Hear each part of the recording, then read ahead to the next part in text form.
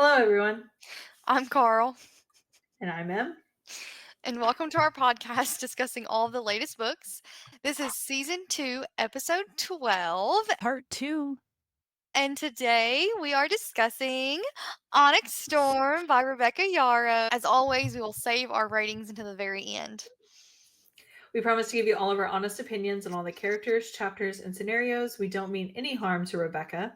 This is solely our opinion. As always, we promise to call them like we read them. Period. So, some trigger warnings for this book, and we try to include as many as we can. We may leave some out, so it's always best to check for yourself if you think there's any potential triggers with the way the story sounds.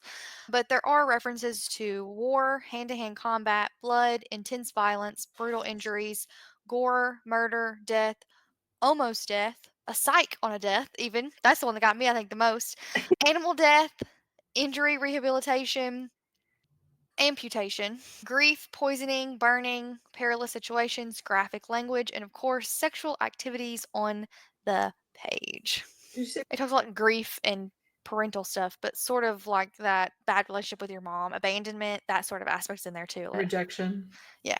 So, as always, take care of yourselves, and spoilers will lie ahead. I also want to point out that this episode has been divided into 2 parts. And this is the second part. So if you haven't listened to part 1, go back, listen to it, and then come back to this episode. It's also going to contain major spoilers if you have not read the book. So go read it and come back. Are you ready to get started? Let's get into it.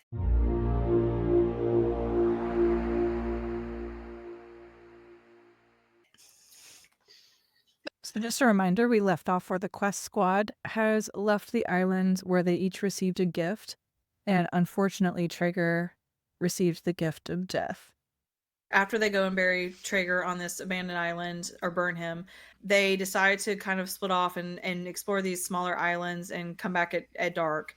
And as they're kind of talking, say the same when you've been unable to communicate with your mate for weeks and are deprived by the choice. And that's Taryn saying to Violet. And she says, humans don't mate. And Taryn says, another sign of your inferiority. I think that's kind of hinting at the fact that they may be like fated mates a little bit. I know you're obsessed with that, thinking that they are, though. I don't think so. It's possible. Also, I want to get mention anywhere. that Riddick and his dragon having a prank war is nothing less than what I expect from Riddick and his dragon. Like, No, I love them. I heard somebody say that she's talked about releasing novellas about this series, and I really hope we get one of Riddick and his dragon's point of view, because I agree. I think that would be hilarious to read that. I agree. Hopefully not post-mortem though, because I don't want that. If she wrote a novella just to give us his death scene from his point of view, that would be diabolical. I think you would cry that whole book. I don't think I'd read it. You would read it. I don't think I'd read it. We'll see. We'll see. I don't think so. If she wrote us a whole novella just to give us his death scene from his point of view, no. I also want to talk about the story time with the Darna. All I pictured was Olaf in that scene where he's describing what's happened between Elsa and Anna. That's all I could imagine the entire time. And she kind of even had the same reactions that was described, but I did really like that. However, they end up rejecting her after I was so sad. the Irids do, and so I felt terrible for her. And like she even said to Tyrion at one point, whenever he was like trying to like defend her, and she's like, don't ruin this for me. And then like Violet even says at one point, I don't think it's going as well as what she thinks it is.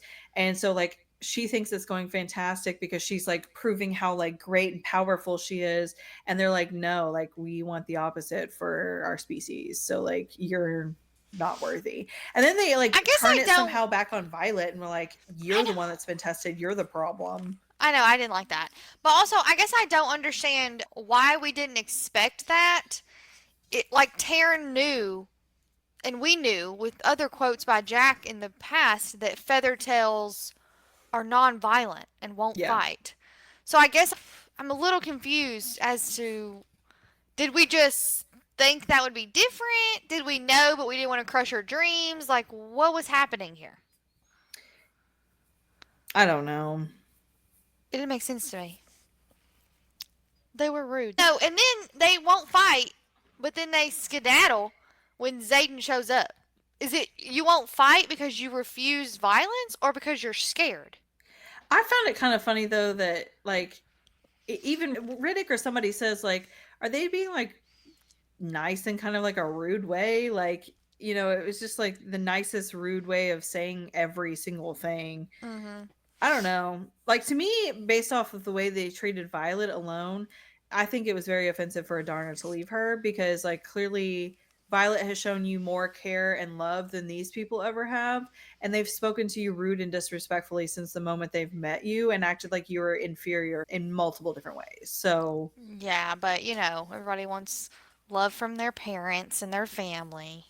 the couple things I do want to talk about in the chapter after that fact, though, whenever Xaden is exposed in front of Riddick as being Venom, and Violet goes off in the woods, and they start talking about everything. There is a point that I do want to mention before the kind of funny part, and Riddick says, "So where's the line? At what point is he too far gone for you to defend him?" And she says, like, there isn't one, not one he'd actually cross. And he's like, you really, what if he hurts someone you love? Will that change your mind? She says he wouldn't. He hasn't in all these months. He won't. And he says, not good enough. Give me a real logical line he has to cross for you to walk away, and I'll keep the secret. I'll scour every fucking book I can find. I'm here for the I'm going to save my man at all costs mantra, and will be by your side in this horrifically dangerous situation if you can just acknowledge that there's a breaking point. You can put all your faith in him as long as you leave a little logic for yourself, which I think relates back to that quote that Violet's mom had said, you know, she was writing to Violet's dad of like, you know, how she's going to put love before reason. And she says, I can't imagine not loving him. And he says, you can never said you couldn't love him. You can still love someone after you let them go, but you have to tell me there's a line that you will let him go, because if there isn't one, it's not just him we're going to lose by. And so she ends up saying that, you know, he'd have to kill another rider without cause or hurt civilians, hurt my friends, my dragons, hurt me. If he hurts me, then he's not him anymore. So we found out where this line is. So I'm thinking that's kind of foreshadowing that we are going to get this line at some point. I still think he draws from her at some point. I do. Afterwards, they go to meet Xaden. He's waiting for them. And he kind of, you know, has a little bit of a discussion. And Riddick basically says, like, the only way that we're going to keep your secret is if everybody knows what's going on, so we all know what we're kind of fighting for. He basically says, hey, that lightning strike up there, whenever Violet had kind of got mad and there's a lightning strike. And he said, that wasn't us, you know, doing anything. He says, well aware. First, because I trust Violet, and second, because it wasn't a big enough strike. It's so childish. And then Riddick said, we're not back to dick jokes yet. Yeah, and he's like, not that we ever were, but yeah, it's not happening. I'm a little mad still. But coming back home, and we end up finding out that an outpost has been attacked. The queen is dead. Rhiannon talks about sending Violet to go against Theo in kind of like the debrief. And everybody kind of gets a little mad at Rhiannon, but Violet kind of defends her, and she's like, hey, like, that's her job, is to make these kind of decisions. And she ends up getting a package, and it's this little nightie that is a gift from Xaden. And turns out that this nightie is whenever they went to one of the villages, and Dane and Xaden go inside of this shop, and she'd been eyeing this nightie from like in the window or whatever. And so Dane had to translate for Xaden to order this nightie. And I just like, So I funny. love that so much. Dane seemed uncomfortable when he was leaving that shop, but like at the time I didn't like see that. But then after we get this, I was like, oh my God, he literally had to buy this basically for Xaden because Xaden couldn't translate. Yeah. In chapter 45, where Violet dream walks into what she believes is just a regular dream, but we actually get that it's actually her into Xaden's dream. We end up finding out, but Xaden's not near her, so she doesn't think anything of it. I do really like that Violet does gift Xaden, after he's gifted her this nightie, the Onyx cuff, and she tells him that it's basically to remind them of their future and like what they're trying to work for. It kind of, though, all I could picture was the Twilight, like the family crest that they all wear. Like Yes. one of them has a cuff of some kind or something. So that's all I could picture was like this cuff. And then for some reason my brain like twisted it and it was like a sweatband with like this crest on it. I don't know. You're so weird. Don't ask. So Felix ends up showing up. And this is the other instance where I do believe Violet's memories have been wiped, because Felix does show up and they talk about how close the Wyvern has gotten to Orisha. And Xaden says, how far do they get now? And she thinks to herself, this isn't the first time. And he starts talking and she talks about getting dizzy as they're talking about this. So then my thought is like, okay, she's getting lightheaded because she's trying to remember like this instance. But obviously it's failing quickly because Felix had refused previously to come to their area and now he's voluntarily coming because how shortened the timeline is. Xaden and Halden kind of get into an argument. Halden is angry because Xaden is taking in some of the refugees and Violet just says, this makes me love you even more because you're willing to do this. And I think it tests to the fact that Xaden's himself. Before that, they're kind of like in a courtyard and one of the first year's signet comes to light and we end up getting where I believe it's pronounced Link's manifest shadows. And Xaden basically says he's the balance. And Violet says, you're our generation's shadow wielder. And he says, not anymore. Magic knows he's the balance. At that point, to me as a reader, it became evident that Xaden's a lot farther gone than what even we're privy to, because Violet's not privy to that information as much. But it hurt me a little bit because I was just like, he's a little far gone. But then at the same time, I'm like, okay, we're getting closer to that Venom era. I'm okay with that. Like, I know I can't decide if I'm really mad about it or not because it's going to be hot. I'm sad because I don't want that to be like Violet's whole personality is like saving him for like the next like 6 books. But at the same time, I'm like, okay, I ain't gonna complain for a couple books, I'm also kind of like nervous that he will lose himself. That's what I'm worried about. Yeah. And that it won't be a happy ending because she'll have to kill him. I agree. Also, I kind of want to talk about this moment because I kind of got a little emotional because Sawyer is trying to ride again. And he's almost like arguing with his dragon that he doesn't want him to make any kind of adjustments for him and stuff like that because now he only has one leg. And he says to his dragon, but it's not the same. You're the one who took a risk on me. I won't ask you to dishonor. And Violet asked Taryn, is that how you feel when you dip your shoulder for me, dishonored?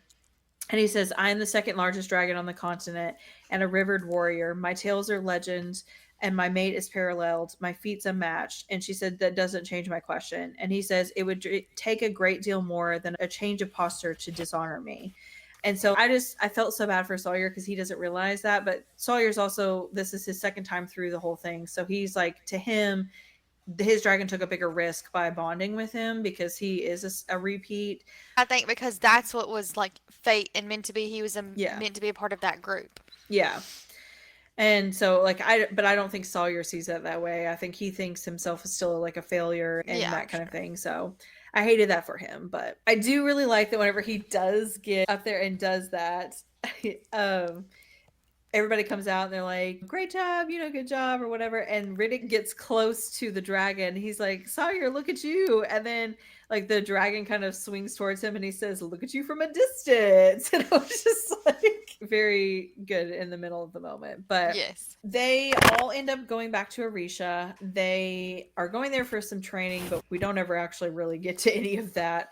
But we do also to note, this is where Violet notates that the Blade of Orisha is missing the gem. Brennan ends up actually coming to the room and he like closes the door to silence the room. And he says, basically, I can't mend Xaden. I've been trying for several weeks. There's just nothing I can do. And she smiles and that kind of like throws Brennan off for a minute. And because he says like yesterday, we did this, and she smiles and she's like yesterday, and he's like, why are you smiling? And she's like, yeah, because he's not giving up on their future. Like, he's not been ghosting her because he's giving up on the future. He's literally been trying to keep their future. And I mean, I think that just attests to the fact of how strong their love is and how strong it will continue to be. Fingers crossed. Hopefully, yeah.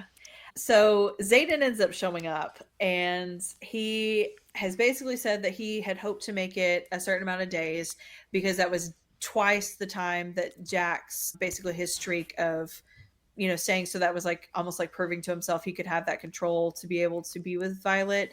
But he can't stay away any longer. He didn't make it the full amount of time, but they have this amazing sex scene in the armchair, which again, we talked about. People are still trying to figure out how that's working. But afterwards, they end up falling asleep, and she ends up walking into his dream. When they wake up, The scene where they actually realize that she's dreamwalking, right? yes. And so Adarna, they actually kind of confront Adarna a little bit, and they were like, she says, is it true, to Adarna?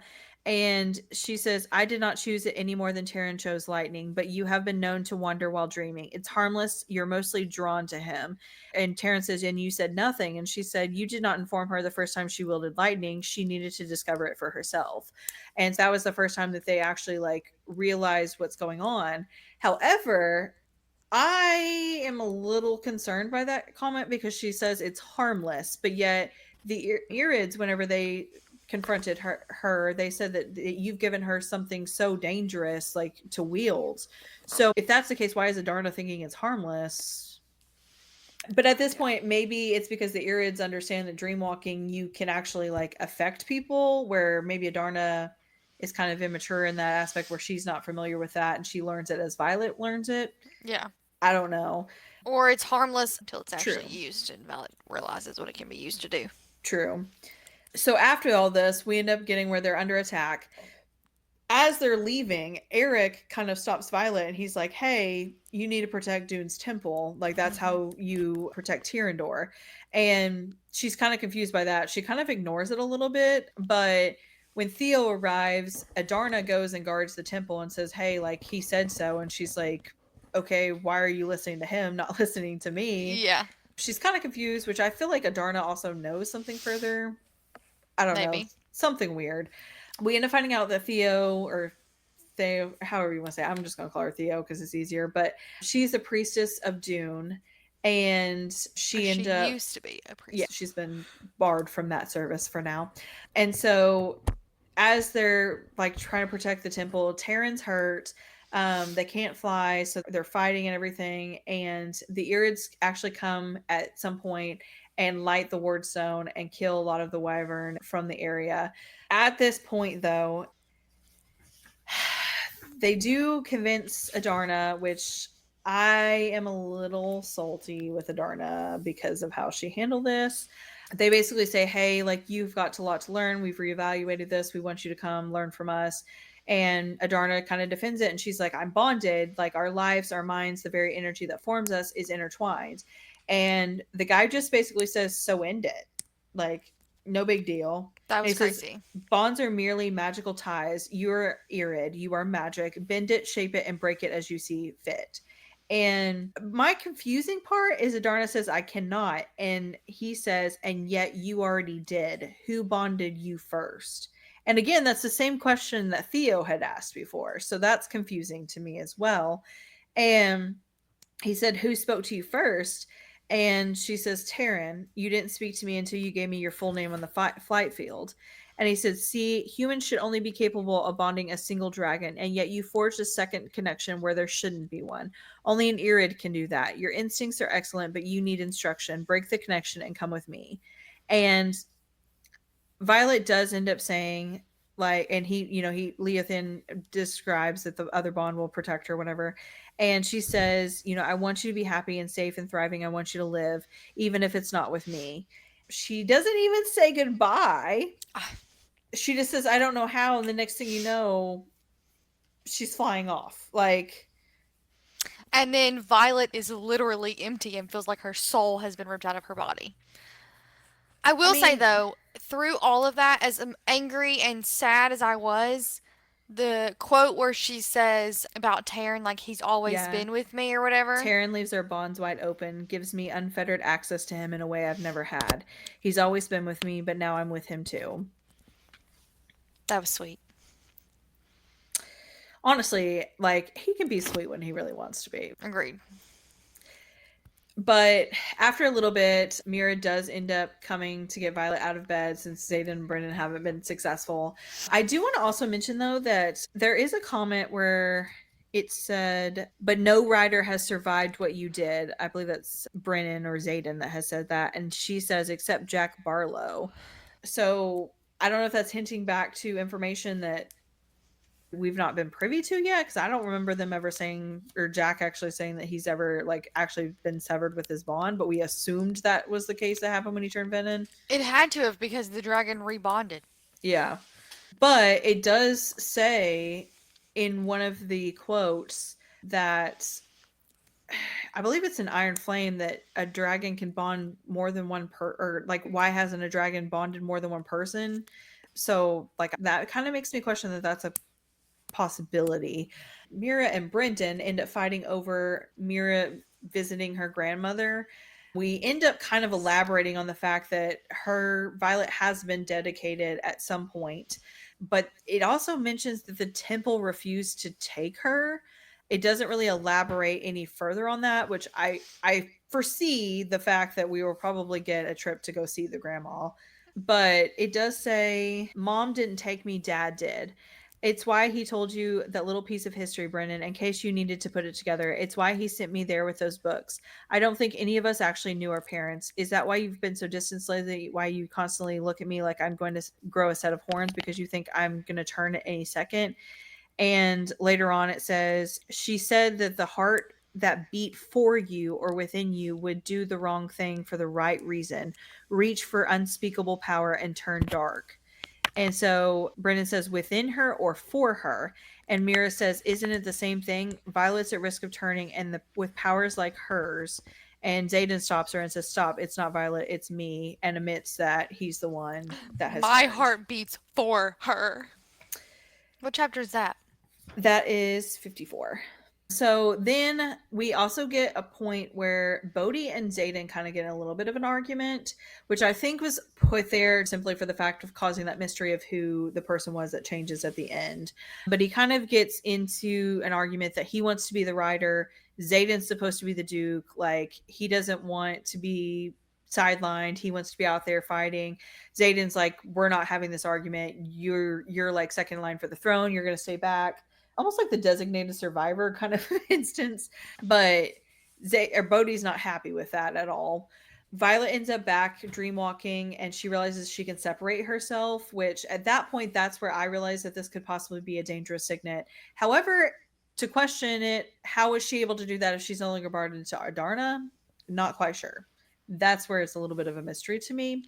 Because the bond's broken at this point. Yeah. It doesn't make any sense, but okay, we'll see. And then the sage is actually surprised whenever Violet pulls out the blade and stabs herself, and then is able to wake up Zayden.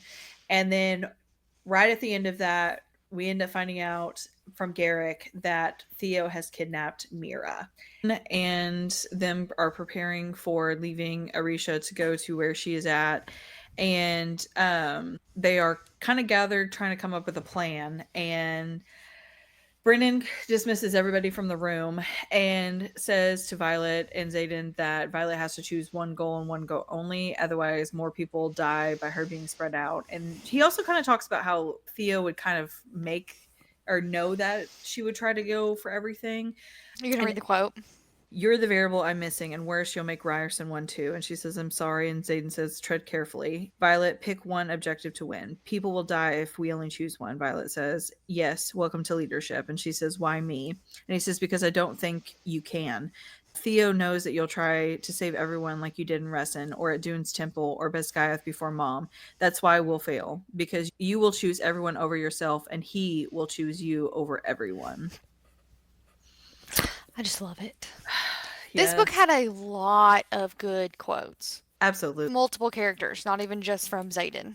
I don't even know if I could pick one that was like my favorite overall. Like I could probably pick one that was my favorite for each character, but I don't think I could choose one that was superior. I Fair. think there's like 2 or 3 that I would say is up there, but I don't know if I could choose. And honestly, I think I like some of these quotes better than the last 2 books like combined. Like I think that there's just so many good ones that just made me have little chill bumps. I know, I agree. And I think they, like, because they've grown as characters, their quotes obviously got better and, like, they mean more. You know what I mean? I don't know. Yeah. We had, like, for, like, example, for Dane. I even have good quotes by Dane now. And I Yes. didn't think that was a possibility. Okay? Because I hated him. So, like, even Dane says fun stuff in this one. You know, so it just everything gets better. Well, and even Taryn makes a quote. They're talking about like why Theo had taken Mira, and he says, "You are our lightning wielder, and while your life may not matter more than other riders does, you are the weapon, and you will have to learn to accept that the sacrifices of others in your name is if you want to win this war."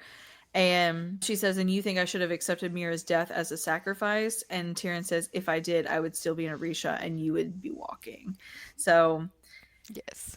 I mean, even Tyrion's kind of trying to make her understand, like, you can't save everybody. You've got to make some sacrifices here and there. I think it's going to be extremely hard for that to ever be her siblings. But at the same time, like, I think it's going to be extremely hard for it to be anybody for Violet. I think that's kind of what we love about Violet. yeah. Xaden is willing to sacrifice people for Violet. Mm-hmm. Violet is, in theory, willing to sacrifice for Xaden, but the reality is she's too kind-hearted. You know what I mean? And that's a good thing. We want her to keep some of that even through this war.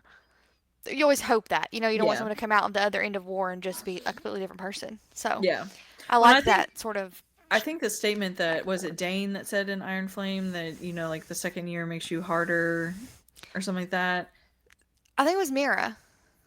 Yes, somebody made that But yeah, statement. somebody did, yeah. But I don't think it made her harder. I think it made her realize the harsher truths of reality, but I don't think it made her any different than what she already was, because she still cares for everybody and tries to save everybody just like she always has. I think she finally got a backbone. I don't know if that was year 2 or whatever that made her do it, but she finally got a backbone. Gosh. I think she just accepted that, like, what everybody else has finally been telling her, and that she's measured up for beyond what everybody else's expectations were. We do also get a little bit of a segment where Eric is flying south away from the conflict towards where Xaden, we end up finding out, is. At least that's what And, we believe. It just says south, but we believe it's probably the same. I mean, tomato, in my opinion. I just mean, like, we don't know that Eric actually stopped where Xaden True. is. He might have continued flying south. True. We don't know. It's implied. Implied south in the same direction. Right, but I'm saying the same direction, but it might not have. Xaden is like, here south. Eric might have flown past him and gone somewhere else for all we know. I'm going to go with south because I think he's the one that turned bad. What if he had already stolen the dragon eggs and was on his way to the Isles during this battle?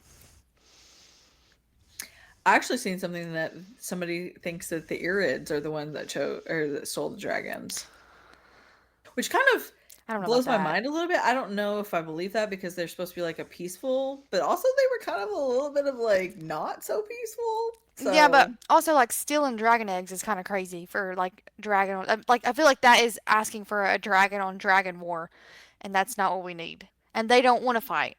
I don't. That's crazy. Yeah. Maybe like one of them, maybe like a rogue dragon, but I don't want to think about that. That'd be wild. Maybe one of them are not happy with what they got going on.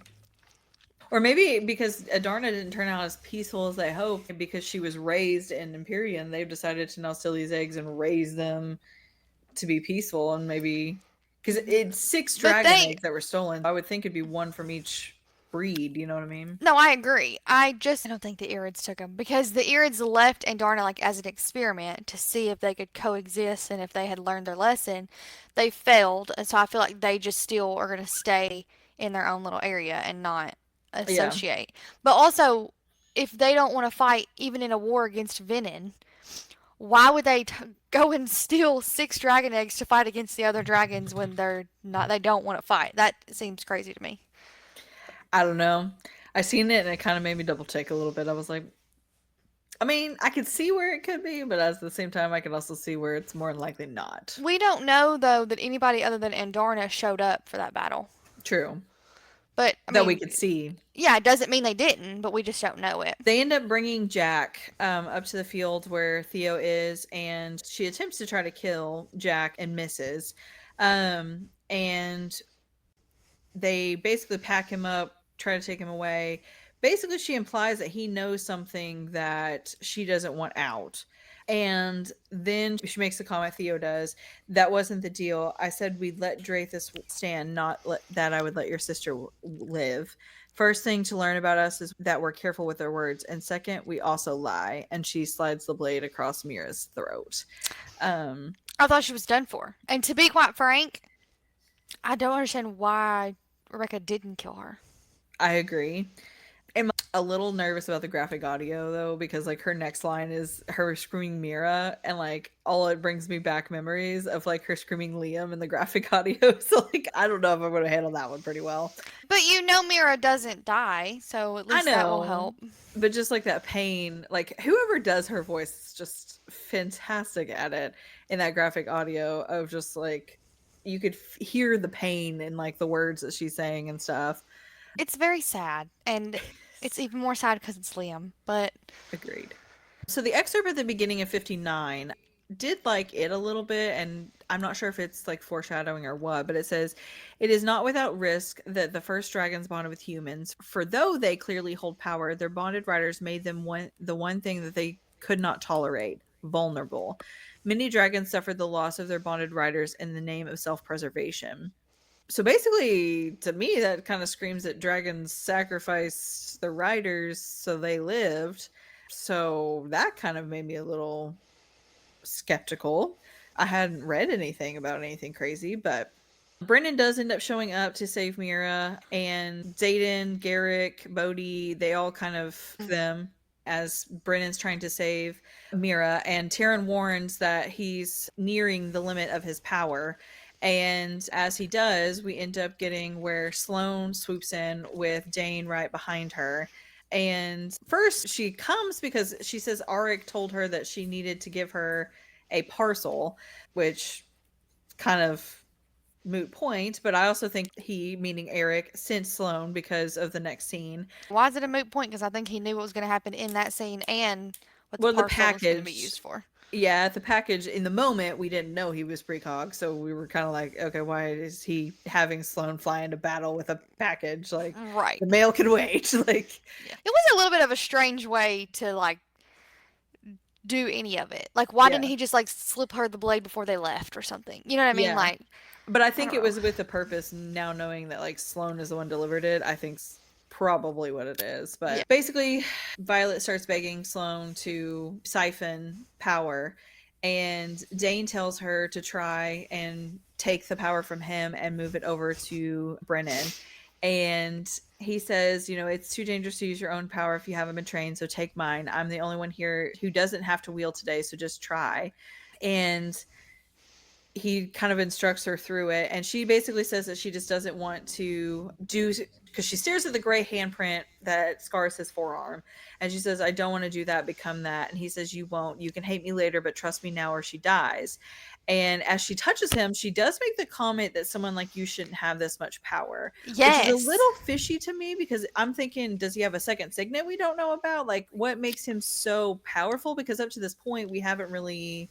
Oh, I don't think that. I think that part of it obviously is because like we're still in that enemy's phase for them. Like she wants to hate him because of who he is and whatever, and his dad.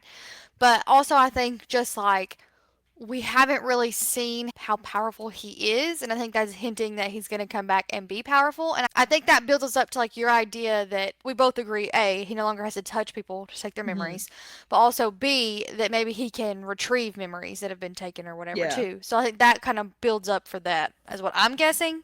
But the fact, look, let me just let you keep reading, because the next part of this scene is, I'm telling you, I eat my words. Okay, I'm eating them. Well, so she reaches one hand up to the back of Brennan's neck, and the other one is on Dane's wrist. It starts siphoning, and Dane says, "Eyes here," and Sloane looks his way, and he says, "Pull from the excess you feel in me and push in the deficit of him. You're not a weapon of destruction. You're not venom. You're the artery power chooses to flow through. You're life." And she says, "I'm going to hurt you." And Dane says, "Gods, don't I know it? But you're not going to kill me no matter how badly you want to. Now do it." And Brendan ends up saving her. However, as he is walking away and saving, or like leaving with Mira, she does notate that there is no handprint on Dane's wrists or Brennan's neck. So that's a little fishy. Okay, but let me ask you this. Why do you think that's fishy? Because the handprint on Dane is from a venin, not from a siphon. Well, I think it's kind of fishy just because it's been pointed out. Like, I don't feel like Yeah, it no, would I be mean, obviously it significant. was noted on purpose, but I just mean, I Yeah. don't actually understand why there would have been a handprint, because she's not venin. I'm not sure. I just feel like it's been pointed out for some particular reason. Well, and so here's what I think is different. I think when venin draw from people or the earth, whatever, they draw like the very essence of the life as well. Like, it's not really just the power, it drains it completely to where it kills it, right? Okay. And so I think with her like siphoning, she only siphons the power, not the life source, which is why it didn't harm either of them for her to transfer it. Now, the rune thing is interesting for Brennan because Naolan was also a siphon. So that's interesting. And I do think Naolan is probably still alive in Venin and Sloane is his opposite equal or whatever. But I don't understand why in this scenario there would have been a handprint or a rune because no one became Venin. I just think it's a little weird because she even says there's no mark at the back of his neck like he carries on his palm. There hadn't been one on Dane's wrist either. So I don't know. My only thought is that the mark on the back of Brennan's palm that she notates was from Naolan. So my thought is maybe that's to indicate that she's a different type of siphon, or she's siphoning differently. Or maybe that's to indicate back to our theory about Naolan being venin, and maybe that's why there was a mark, is because he was draining instead of pushing. I'm wondering if, okay, two ideas. I'm thinking that yes, it's different because she's not venin and she doesn't pull like at the actual life force. It just pulls the power from one to the other, so it doesn't harm either of the people. I'm thinking that that's important because we're going to find out maybe that she can drain venin, and then that's how they get cured. Maybe that's like step Okay. one to weaken them is using her.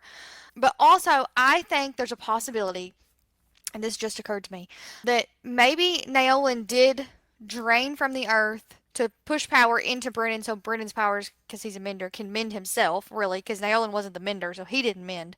But, and when he did that, his like last act of love or whatever was to put a rune on Brennan that's some sort of protection rune or tracking. I don't really know what, but like that's my theory. I think that's why it's different though, is because I don't think her siphon powers actually drain the life. Now, when you drain them completely like she did with Violet's mom to the bottom and you keep going, that might be a little different. But that's not what she was doing with Dane and Brennan. But I don't know. Maybe not. Yeah, I think so. I kind of have a theory about the room, and I think that there's a lot of unknown with the runes. I think it's a possibility that there's runes that we are not privy to, or that some people have maybe created, almost kind of like in Harry Potter, where Snape has created additional spells in the Half-Blood Prince's book that, you know, hasn't been around. So I think that there's a possibility that Okay, we always may sneaking get... in Harry Potter. Okay. I've referenced several other things, thank you. Harry Potter and Marvel. Twilight. I actually referenced Twilight. Well, I felt like we got Twilight at some point. I'm thinking that that rune may be like blocking something, particularly maybe venin, because I have seen where somebody is saying that there is a quote in Iron Flame. I have not gone back to look for it, but where Brennan is referenced with amber colored eyes, just the same as Yeah. Xaden. So I think it is a possibility that he may have turned Venom or something at some point. But I just kind of thought of this as we are talking about this. I just blew my mind. What I love when you do that and you're like, the wheels are turning. it did. It just turned. What if the reason why he has that mark on his hand is not because Naolan was putting power into him, but what if Brennan was pulling from Naolan to mend himself? So then you're saying that's how he became Venom? Was Yeah. Naolan pulled from the ground, but Brennan pulled from Naolan? Why wouldn't he just Because pull from the ground, though, so that Naolan was fine? the excerpt at the first of the chapter, which does not make sense because nothing of this happens, and usually all these excerpts have something that happens before, after, during, whatever, and it says that many dragons suffered the loss of their bonded riders in the name of self-preservation. So what if, hypothetically, it's not talking about the dragons suffering the loss of their bonded like for self-preservation, but Brennan was. Brennan's still bonded.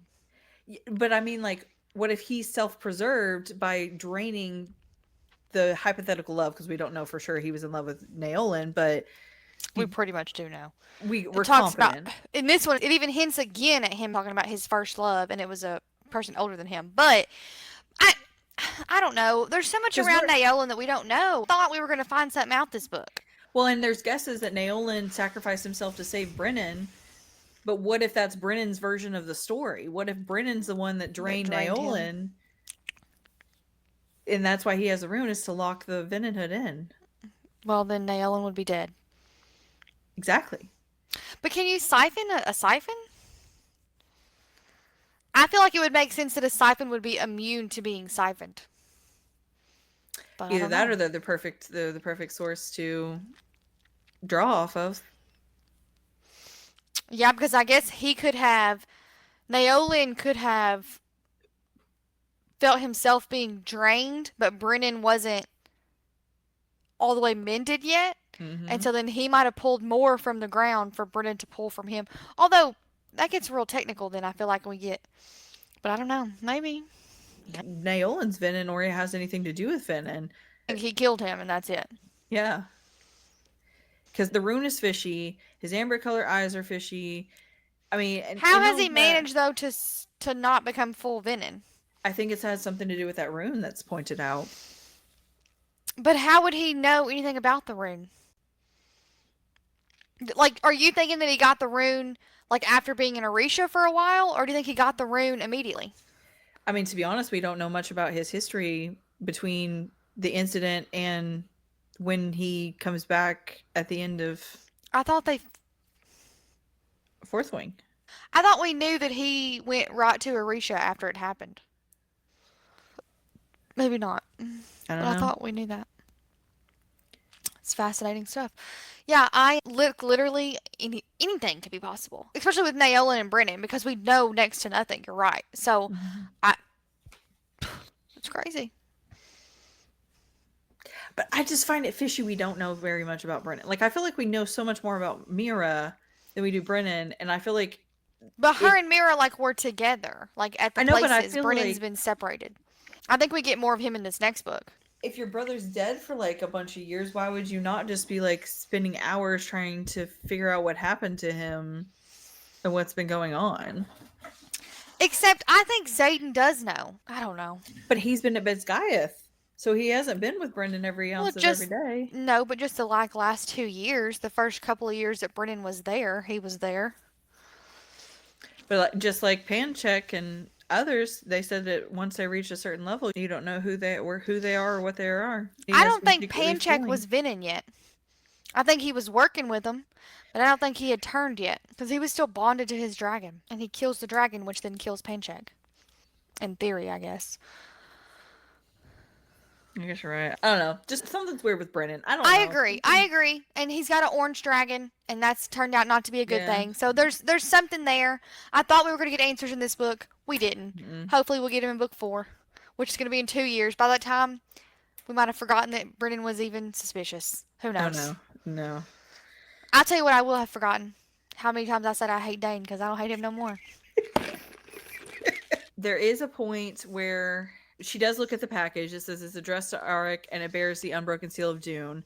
Brendan does give her a little bit of a pep talk and says, stick to the plan, Violet. No matter what goes wrong, we're counting on you. And then he looks to Zayden and says that applies to you too. Obviously implying don't turn Venom. Hey, but also wouldn't Zayden be able to sense Brennan is Venom But that's what I'm saying is if he's at a certain high level, enough? they said that they could be walking around and you never know who they are. But you can see it. Unless that rune's blocking it. I don't know that I think he's that smart. But We don't know what maybe. he's been up to enough to be able to say one way or another. That's true. He might be. I don't know. But anyway, Zayden tells Violet that he's leaving, and he says, use only Terran's power, do not turn, do not die, accomplish your mission, and I will find you after. And Violet ends up replying, come back to me, and he says, only ever you. And then he turns and looks at Bodhi and says, stay with her, but remember your promise.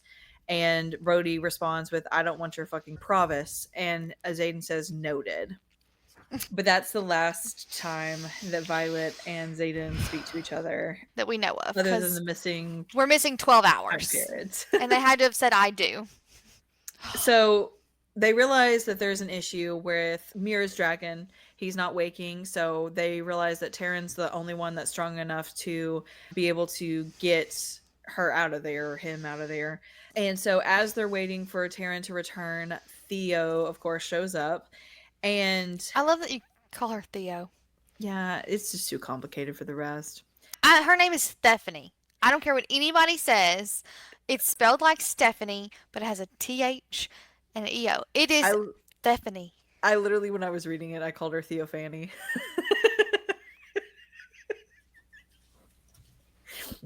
And so that's why I keep calling her Theo, because I'm afraid I'm going to call her Theo. Theophany. I've seen all kinds of pronunciations. My favorite was Mia Thermopolis. I did. So That's hilarious. Yes. We call Takaris or whatever Uncle T, so we Yeah. can't call her T because it messes it Yeah. up. So I was like, it's Stephanie, and that's the final. That's what I've got. That's what's in my head. If you keep messing with me, I'm just gonna call her Stephanie. That's all I got. I cannot change it at this point. But as they're, she shows up and she makes the comment, are you ready to tip the balance, Violet? And Violet responds in her head thinking, having two lightning wielders on any side wouldn't just tip the balance, it would destroy it, the same as shadows. We then learned she's not actually a lightning wielder. Yeah, so she's actually a storm wielder like her mom, which is apparently her mom's counter, which then leads me to the question, who's her lightning wielder counter? Exactly. And who's Theo's storm counter? Well, her mom was. Yeah, no, but now that she's not alive, we've seen that, like, when Zayden turns, he gets a counter. So is there only one counter per person? Well, that's kind of something I wanted to explore too, because Stephanie is years and years old, right? And she says that. And obviously Violet's mom is not. So, like, do we know how long it takes for an opposite to show up? Is it only in war times that it happens quickly like that? Like, I need a little bit more information about these opposites. Well, and in my thought process is, like, when one dies, another one appears kind of thing on one, like, if the opposite still exists as far as the Venom, I feel like there would be another one that pop up in its place. Well, it took a minute for, because I don't even know his name, to manifest shadows. So, I don't know. And did they, like, does the universe somehow know that Mama Sorrengail was going to die, and so they gave that to Violet, so that Violet was sort of the opposite of Stephanie? Well, I wonder because, she says in previous books that she finds comfort in the storms and stuff like that. So I wonder if her signet could eventually grow to be Theo's Honestly, opposite. I think her signet could grow to be anything, because it says it's literally pure power. True. And lightning is just how it manifests. We keep saying that, though, and then all she does is lightning. So I'm like, is it going to stay that way? Now she do lightning in multiple streaks, though, in this one. Oh, I know. I do have to say there Still is. not great aim when she has more than one strike. She did 7 out of 10. It was like 5 out of 6 or something. I don't know. I will Karen say though, counting. it's interesting that it even like has to come from the sky. I guess I don't understand why it doesn't just shoot out of her hands. You know what I'm saying? I think that's like comes back to my theory about like the power comes from the air. But that's Andarna's side, not Taryn's side. But Taryn and Adarna were able to both speak to her on the islands. So I think they're all intermingled somehow. Okay, but I'm confused because I thought the Irid's power comes from the sky, whereas the other dragons come from the ground. I thought that was the theory. But because they're all 3 bonded, maybe Taryn can draw from Adarna. They're in some kind of triangle connection. So I feel like it makes sense. They draw from each other in some ways. I mean, she was able to strike lightning when there was no magic on that island. She still doesn't think she did that. Although I disagree. No. She did that. But, I mean, she was able to do that. So somehow she was able to still have enough power to be able to draw if that was her. Or maybe because she's pure power, it's just she can pull from everywhere. I don't know. I mean, at this point, literally anything is possible. That's my problem. I kind of wish we did get answers to quite a bit of stuff that we had from Fourth Wing and Iron Flame. But we also, like, got just, like, little bitty details in certain stuff. And that was it. No explanation, no nothing. And now we gotta wait 2 years. 2 years, Rebecca, to find it out. So, like, any theory we come up with for Irids, there's no way to even, like, really back it up. We can say, oh, yeah, well, what he said right there made that. We don't know. I really would like her to, like, every 6 months just release, like, maybe, like, 1 to 3 chapters, so that way I at least get my fix in the time period. Good luck with that. Or maybe a novella. A novella would be nice. Something would be nice, but I done told you I'm not reading a novella that has Riddick's point of view of his own death. Well, I mean, we're not saying that that's the case. I'm telling you. What if I'm it's not reading Liam, though? Oh, no. No. No. No.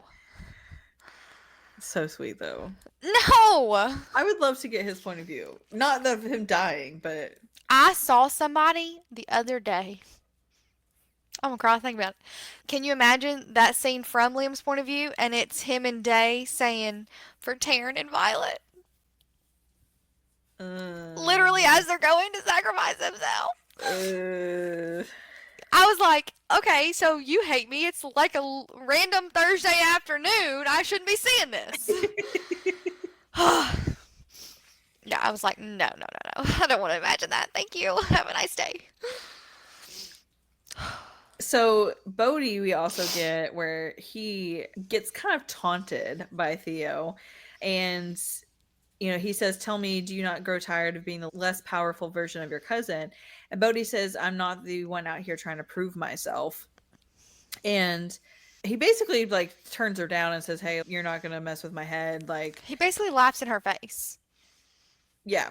And he's like, you know, I'm doing what I always wanted, protecting my cousin, protecting my province. And then Stephanie points out, and a weapon like you will only submit to someone stronger. So come, let's get this farce over with so you can begin your real journey. He's waiting.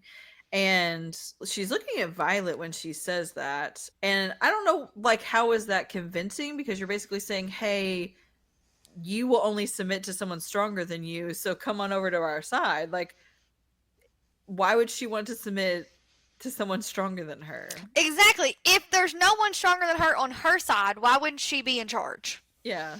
Why would she want to be underneath somebody else? Yeah. Especially when we've literally spent these entire 3 books building her up so she understands she is that bitch. My thing is, though, that she says is, you know, when Violet guesses Berwyn is the person she's waiting for, she says, as if I would answer to that fool not. So that leads me to believe there's a higher Absolutely. person. Wholeheartedly. They're like, it was almost like Berwyn and Stephanie were like competing to see who could get Xaden or Violet to cave first. Yes. Like sibling antics with like somebody, like a mom or dad figure. It was weird. But now she's dead, so that's an L. Wait a minute though. because we know she killed her, or we think she killed her, because she used Dune's dagger. But Xaden says, in his point of view, that they can't die. So what if Stephanie's not really dead? I think she is. And Because the of only the reason Dune why thing? is because she used something that wasn't that dagger. I think because Xaden makes a comment that he couldn't kill Berwyn. with the dagger, so I think that or certain people at certain levels Because that you can kill with that. Well, no, he didn't have a Dune-touched dagger to kill Berwyn. So I think that's probably what sets it apart. But I just find it interesting that literally right before that scene, he says in his point of view that I couldn't kill him. No, his point of view is a couple chapters from this point. I'm talking about the scene where she actually stabs her with the dagger to kill her. His point of view is right before that when he says he spread out the darkness, and then it goes to her point of view where she kills her. In his point of view, right before the scene she kills him, he says that the sages can't be killed. Well, he says, I can't kill him. I could no more raise a blade to his throat than I could Violet. So they can't be killed by the people that have turned for them? That's what I'm thinking. Okay. I think it's like we were talking about the other night, like Klaus, a sire line kind of thing. I wouldn't kill a Klaus either. But that's 4 references now. I do wonder, though, because at the end of that chapter, Violet says, or Stephanie's talking, and she said, the horde is hungry. How many innocents climb the pass? 1,000, 2. You can still save them. Reach for it. Take the power at your fingertips. And then she says, so stubborn. It must be killing you, realizing you don't have every answer, aren't the solution to every problem. You're just another lightning wielder, mortally incapable of being everywhere at once. Go ahead, and it will be entertaining to watch you try. And Violet says, you're right. I can't be everywhere. I don't have to be. When push comes to shove, I'm not the best of us. She is. And it goes to Rhiannon. So is that who she's referring to? Yeah. Okay. I think she means, so, like, to me, that sets it up for showing, like, Rhiannon's leadership. Because we get in Rhiannon's point of view, what it talks about is how much she wants to go save Violet. Mm-hmm. But she's adamant and knows, I cannot do that. I cannot be distracted. I have to stay here and stay focused on the plan, which is something that Xaden and Violet cannot do. They cannot stay focused. They cannot separate themselves from their emotions. Mm-hmm. So I think, like, that's really what it's highlighting. And I think we're setting up Rhiannon to lead them into battle. Okay. I don't know, maybe not. But no, I'm pretty sure that's who she's referring to as Rhiannon, because then it cuts to her point of view. Okay. Who else would you think? I was thinking that, but then, like, Mira? I don't know. Sloane? I was kind of leaning towards more Adarna. Oh, well, that's because when it cuts back to Violet's point of view, Adarna shows up, but I don't think she knew Adarna was there after rereading it a little bit later. I don't think she knew Adarna was there, so it would probably make most sense for Rhiannon.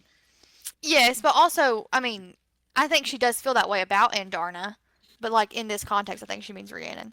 Gotcha. Because they're talking about saving those people saving the lives of the people. I think that's what she's saying is, like, I can't separate my emotions, but she can, and she's got them. I don't want to say disappointed. That's probably not the right word. But I was a little sad that we didn't get more of Rhiannon in this book.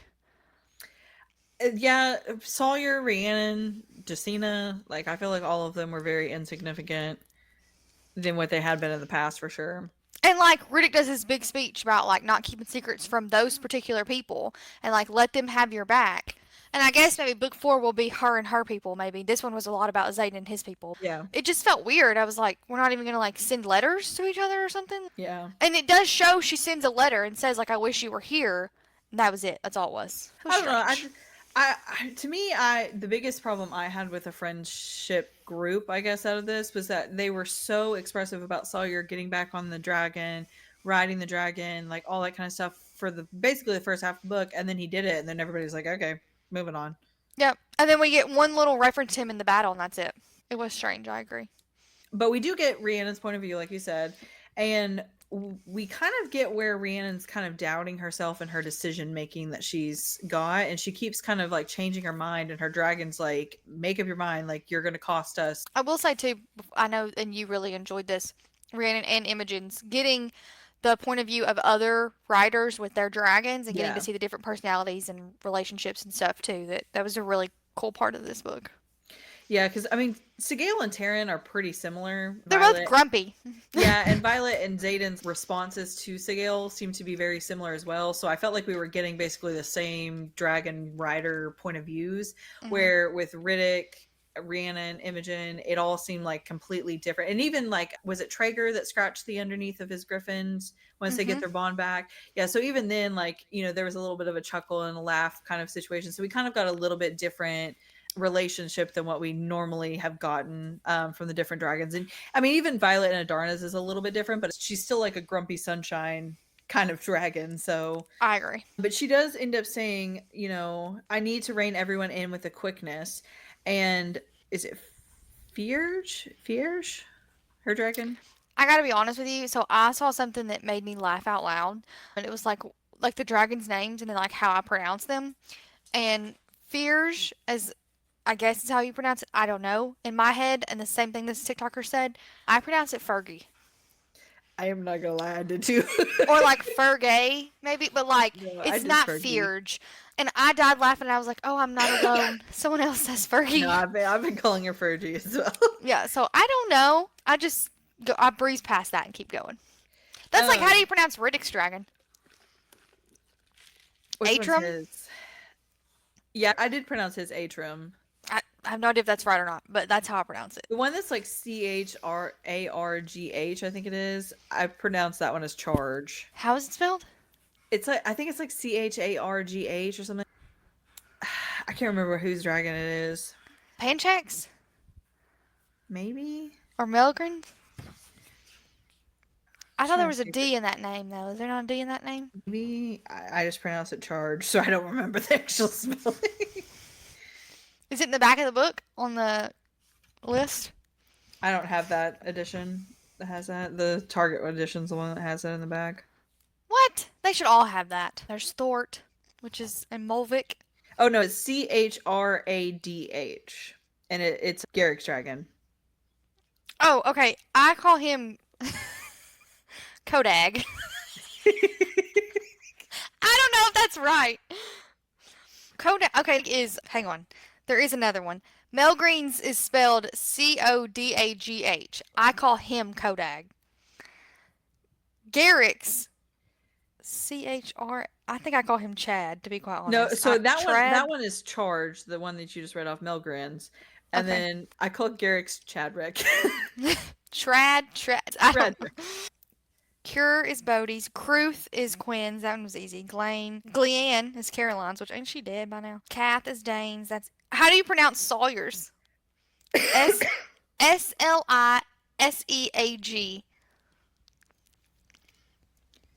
I think I pronounced it Slygiff. I don't know that I've actually ever tried to pronounce it, to be honest. I think I just read past it. I think Feargay or Fergie is definitely. And then Mira's is Teen.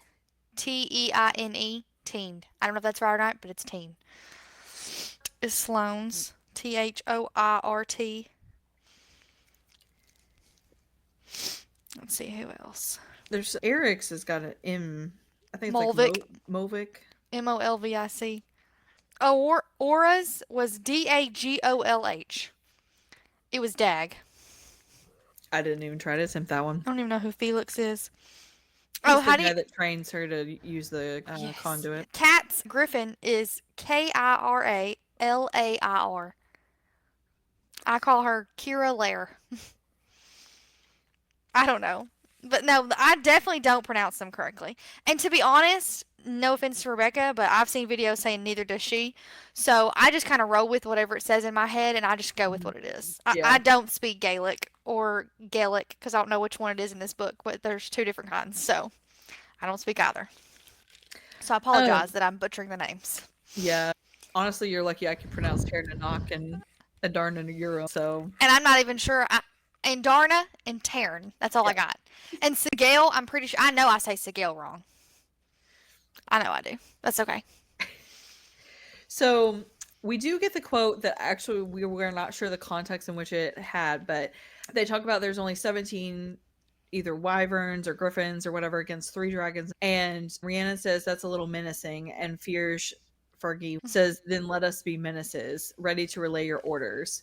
And she Yes. says, my orders, no pressures, we need to intercept.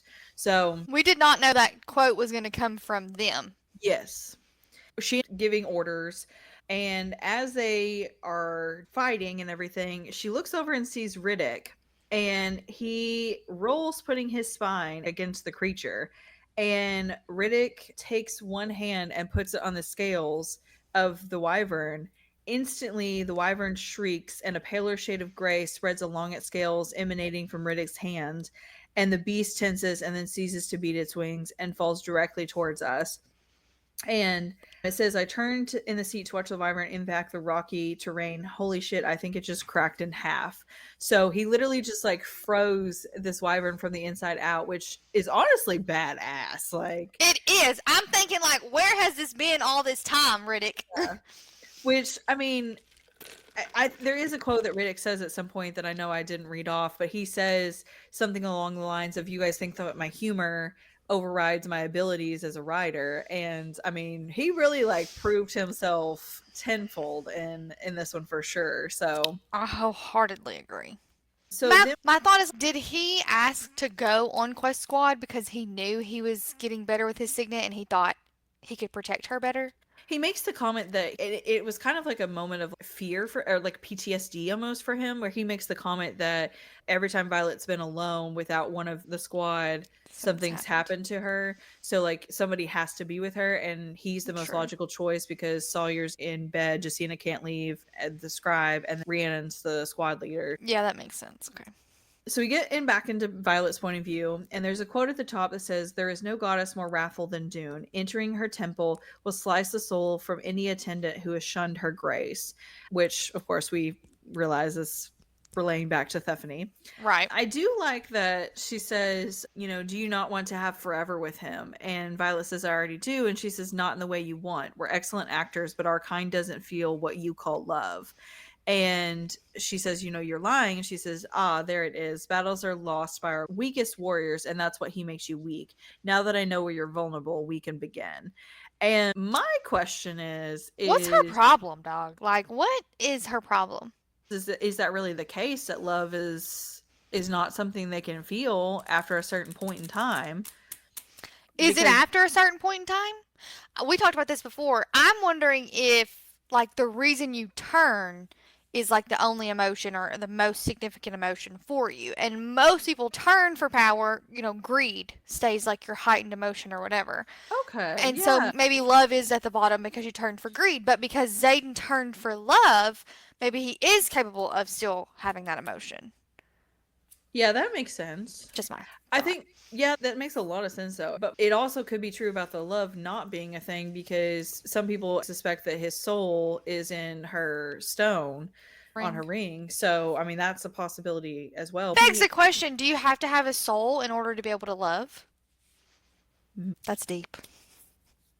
I'm just thinking, like, vampires don't have souls. I don't know. And, like, technically, in that case, you could literally write it however you want it to be. They don't have to if you don't want them to. That's true. But the vast majority, they say, like, when you die, your soul leaves your body however you die. Does it matter if he has a soul? If she has his soul, are we going to see, like, true villain Xaden in the next book to where even, like, she has to fight him? See, so I seen a TikTok that said that the reason why he called her violence in the previous books was so that way he could remind her who she is. But he calls her love in this one so he can remind himself who he is.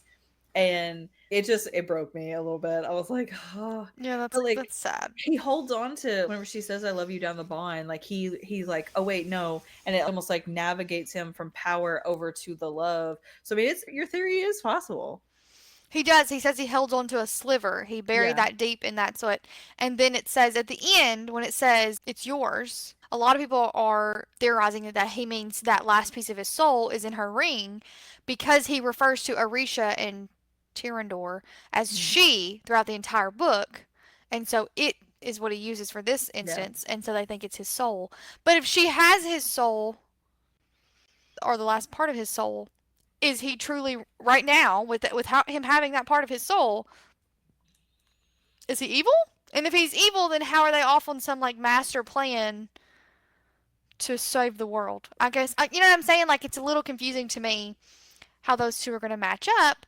And begs the question, do you have to have a soul to love? Does it matter what you turn for? Does that impact what you lose? Like, you know, a lot of questions that we still have answers for, and we got to wait 2 years.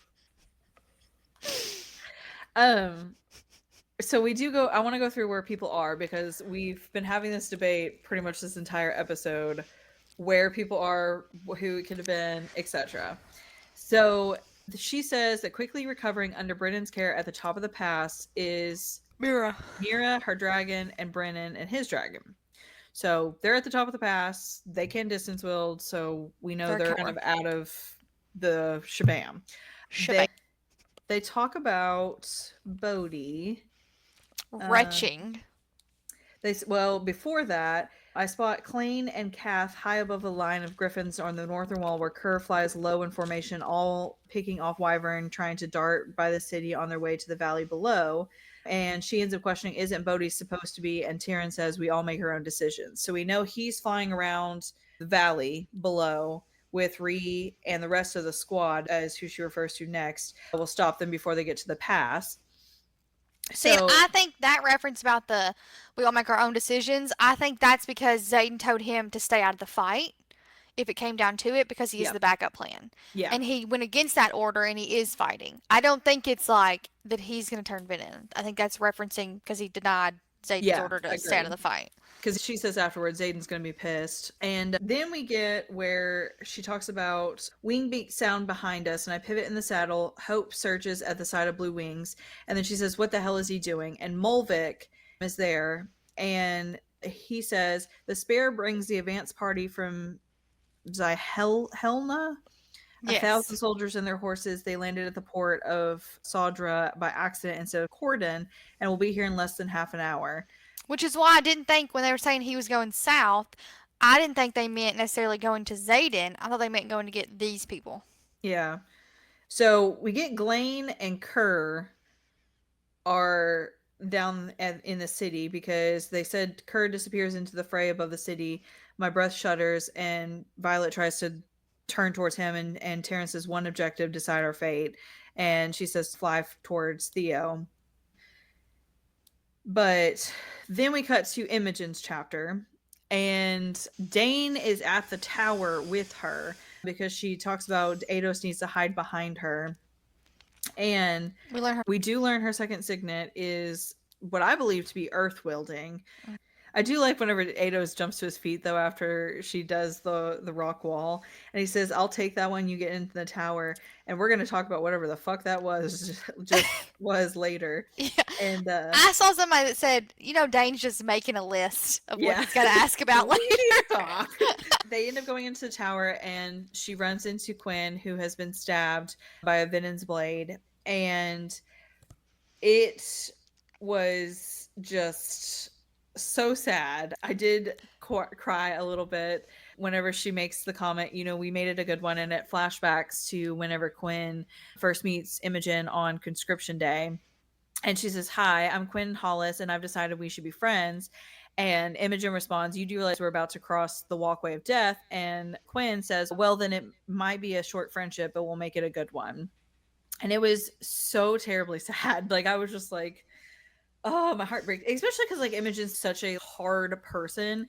And so, like, we've never seen much emotion from her at all this entire time. And somebody who she didn't even want to be friends with, basically, she ends up crying for. But Garrick ends up coming to her, ends up finding out what's going on. And he's like, we've got to get out of here. We've got to move. So I actually didn't, this is shocking, but I actually didn't cry over Quinn's death. I think I was like, did you really tear up? It was sad. Okay.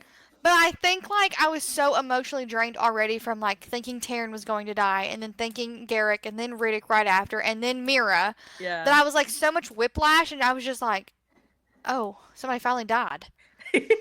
Like, it was just like, ugh. It was a really sweet scene, and I did feel really bad for Imogen. And then, like, Quinn tells her, like, dude, like, everyone knows you love him, even him, I think. Like, go be happy. And then who shows up? Garrick. Yeah. And so, like, also the idea that, like, Garrick was looking for her, I would have loved to have his point of view from that part of the scene. And he's like, listen to me, we'll bring her, but we've got to go. And she's like, I'm not leaving her. And he said, I'm not leaving you. You know, like, that, like, tension that I really thought we were going to get more of them in this book, and we didn't either, but whatever. Yeah. So that part of the scene was, like, really bittersweet, and, like, it was sad, don't get me wrong. But I surprisingly did not cry. And I cry over everything. So, like, I was Yeah. shocked. I'm I a was little- distraught when I thought Garrick and Riddick were dead, though, in that I one. thought it was gonna be Quinn that you were gonna cry the most at. I'm not gonna lie. I know, but I guess because she's kind of been like a background character the whole time, so I just didn't have that emotional tie to her. And I think I was so prepared for, like, a significant character to die Yeah. that then when it was just Quinn, I was low-key relieved. That sounds really bad. I'm sorry, Quinn. But I think I just sort of, like, was so prepared for someone else big to die that I had that Yeah. emotional connection with, that Quinn was just kind of like, oh, okay. But I'll be honest, I didn't think she was going to be the last death. Yeah. So that shocked me too. Garrick does arrive. He basically says, like, I can't walk again. He says, even if I make it to Orisha, I'd never be strong enough to get back, so I better find some fucking way to do something. So I think that's where people are getting the comment that he must have turned Venom, is because he basically makes that comment. But it also, to me, makes more sense that it's Eric. Yeah. They talk about, though, Kruth sails through the sky and takes a wyvern straight to the ground. Bodhi is on his hands and knees across the town square, retching, which honestly is kind of a little fishy, because, like, what is he throwing up for? No, I agree. Like, what is that? Yeah. I don't think I've ever seen anybody in this entire book throw up. No.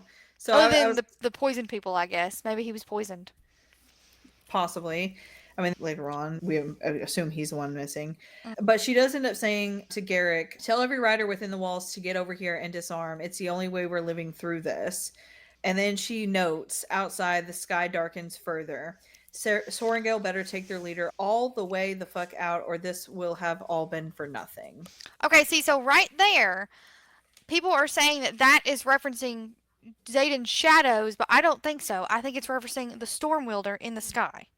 So that's why I don't think that scene takes place at the exact same time that Zayden's takes place. I think it's Stephanie doing her thing before Violet kills her. I think it's all happening at the same time and just I don't think so. different perspectives. I don't think so. Because the shadows would not, she wouldn't be able to see anything. I think it's like back to back to back the way that it's read. I don't think it's happening simultaneously. We're getting different point of views because the Who's shadows would Kruth's, look different in the storm. Who's Kruth's rider? Dane? At least Rhiannon's chapter is happening at the same time as Violet's last chapter, because it says Terran flew over the clouds to cover moments carrying Tien in chains and escorted by Marball. And last status report from Kath had both Ryerson and Durin spotted near the city walls. Who's Durin? Kruth is Quinn's dragon. Okay. Durin? I don't know who Durin is. This is Durran. Well, I mean, you can spell it, honey, but I still don't know who it is. I know. I don't see a dragon named that. Maybe it's a rider. On this list that I'm looking at, I don't see a writer named that either. Oh, it's Bodhi's last name. That's what it is. Bodhi. Okay, so they're spotted near the city walls. In Rhiannon's chapter. But then Bodhi is throwing up. What if he's throwing up because he witnessed Zayden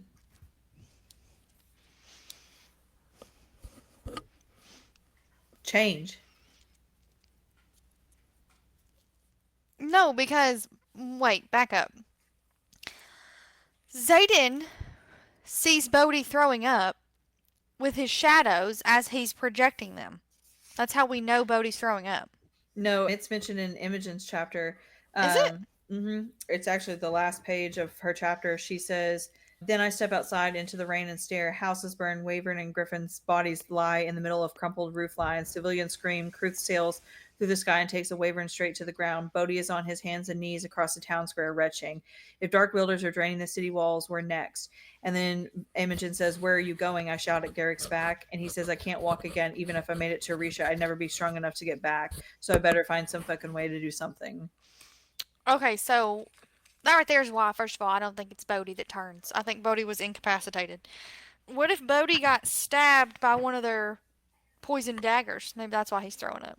My thought, though, is that if this is all happening at the same time, It's and not, though. but listen, if it is, and she's talking about the sky darkening right after he retches, it's because he just witnessed, like, he witnessed Zayden turn, because they said it's very obvious, like, on his face, and then he, like, runs away and then starts throwing up because he just realized what just happened to Zayden. Two things. She says the sky is darkening and that Violet better handle Stephanie. It does not talk about shadows, and the shadows are a complete blackout, not a darkening sky. Second, I don't think Bodhi would run away and throw up if he saw that. If he saw the person he considered as his brother become something that they've worked so hard to... He already is. He's already. I mean, like, he was I know, already but, been like, in. It's not a new thing. but it's like not on his face, where it talks about how this one, it's got like her lightning, like Sigale mentions, like you've got like I think the red Bodhi would veins rather just turn branching to from be your eyes Venom. look like her lightning. I think Bodhi would rather just turn to be with Zayden. I I don't just think don't Bodhi see would. him from going from retching to all of a sudden standing beside the sage and being... No, which is why it's not Bodhi. I agree. Yeah. It's not Bodhi. I don't disagree with that. And Garrick is turning back into the tower. Garrick is With- leaving the building, like running back out into the fight. So we don't know what happens to him. Well, he calls over his shoulder. Yeah. So yeah, he does disappear then. So Garrick's still in the running. It's a possibility. Dane, he's disappeared at this particular point. I think he's in the battle. So, like, where Zayden is, though, is not right in the town. He's off on some little, like... So I don't think Dane is the one that turns either. And then we get in Zayden's point of view, and he spots people with the shadows. At this particular point, Garrick is the one that's unaccounted for. Dane is unaccounted for. Everybody else has been accounted for past this point. So then there's the excerpt at the top of 64 that says, "A gift from one servant of Dune to another. I must warn you, only those touched by God should wield their wrath. I pray to her that she not need to use it to avoid reacquainting herself with the one who curries her favor. Her path is still not set." And that's like recovered correspondence of High Priestess Deserve to His Royal Highness Cadet Eric Greycastle, Prince of Camlian of Navarre. So that's the letter that she wrote to to Eric With the dagger. Getting the dagger. Yeah. So we also get where Sigale starts almost like howling, and Taryn is kind of freaking out a little bit, but they of course stay on track, trust that she will figure this out. Because they were trapped. Yeah. Yeah. We get the message because Violet finally opens the package, and she says it's made out to Auric. And it says on the edge of the package, "For when you lose yours, strike in the dark, Violet." And then she reads the letter that he had received. I do like that constantly there's moments where Taryn's reminding her not to take more than she's supposed to. You know, he's very protective of her in doing so, because I do think it could be very easy for her to be like, well, screw it. The love of my life's already, so might as well. And especially in her case of wanting to save everybody. But of course, finding out that love is possibly something that goes, I mean, you may not trust that after you turn, you're going to be the one that's going to be saving them and not harming them. They could just go, like, be Venom and live somewhere, though. Yeah. Have their happy ever after. So we do end up, as she's fighting Theo, she ends up saying, "Shadow spreads like a ripple on a lake, devouring the field in a fury of an onyx storm, sweeping towards us at the speed that squeezes the hope from my chest and then outright shatters my heart." The pain hits like a physical blow to the center of my chest. He's terrifyingly powerful with Segale, but not like this. This is the kind of force that ends worlds, and it's almost here. And she whispers down the bond, I love you. And she says, the ice cracks, but it's not enough to halt the approaching wave of darkness. And she says, shadows throw Stephanie to the ground a second before it rushes over me. A soft whisper stoff against my cheeks, tossing us into a pitch black night. And Taryn screams for her to strike and use the darkness. And she remembers the letter that Eric wrote that said, strike in the darkness. And as like basically she's going on Theo to strike, she starts backing up, Theo does, and ends up running into Adarna. And I love that moment because I just imagine like pitch black, and then all of a sudden you just like poke out and see her eyes. She ends up wielding the dagger. I do have to say, I missed this the first time I read it.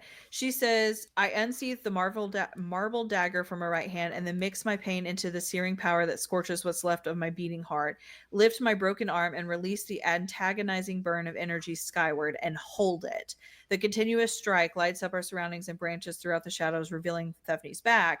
And she makes the comment, pain wraps in me and a broiling vice, and fire sears my lungs, but I hold the bolt and sprint. So she has somehow able to now hold the lightning, which is kind of crazy.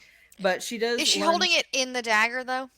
I don't know if she's holding it in the dagger, like Zeus kind of like vibes, or if she's actually like holding it from the sky to the ground, so that way she can light up the space to see. The way it's kind of described at first, it kind of seems like she's holding it from the sky to the ground to see, because she talks about seeing Stephanie's back or whatever. But whenever she talks about like holding the bolt and sprinting, and then she said at the end, it does say like, I release the bolt, plunging us into darkness and surrendering to the fire, burning me alive. So I do think that it was like a lightning strike and she like held it to not move. So let me ask you this. 2 questions. Do you think that Violet's hair will be all silver in the next book? I've seen some theories. I think it's possible, because I think there is a point that, yeah, so Brennan, his eyes bulge when he looks me over for injury. So I could see where people are like thinking now she is. Mm-hmm. Okay, and do you think Adarna is back for good, or do you think she's going to leave again?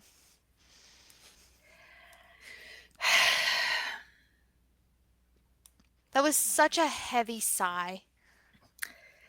I think it's a possibility because she's talking to her again. So I don't know if she's talking to her as an Irid, but I'd say because she's like cut off from Taryn a little bit in the final chapter, that it's a possibility that she's rebonded with Adarna. I did just read this too. She says, I guess all the pieces click into an overwhelming heartbeat. The reinforcements telling me to guard the Dunes Temple, yanking Lynx out of the way before the doors open to the Great Hall. He knew and has been manifesting that entire time. So he's at least known since Lynx becoming a Shadow Wielder that he is. But she does say he's a effing precog, a real one, not like Melgren, who only foresees battle. If Eric wields true prognition, he saw this and he gave me the weapon made of a fractured temple, a temple Stephanie can't step inside.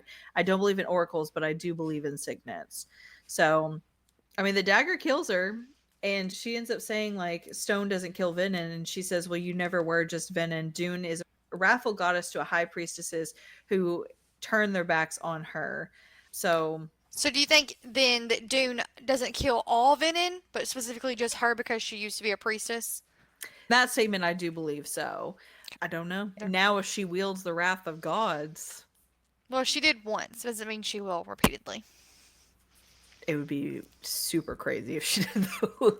And it was the wrath of one god, one that she had been started to be dedicated to, not all of them. But if your theory that she's been dedicated or started dedicating or whatever to all of them, then maybe.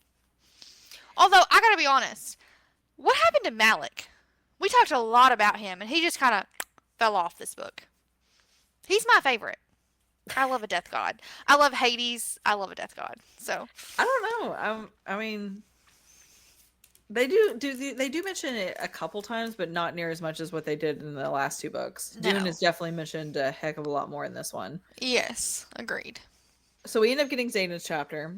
We find out that Panchek is actually the person that has betrayed everybody. Doesn't surprise me. Everybody. It doesn't surprise me. I just didn't expect him to be the person. Like, honestly, I expected like Ados or Melgren or something along that lines. I was kind of shocked by Panchak.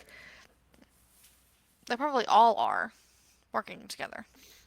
It's possible. But he does state that problem, not because he's more lethal, not because he's supposed to be dead, but because I can't kill him. I can no more raise a blade to his throat than I could Violet. The bond between violence and me is the kind of magic that no one can explain. The bond between Berwin and me is the kind that never should exist. And now that my sage has another sibling he can use against me, I'm screwed. Okay, I gotta say this. Let me get this off my chest.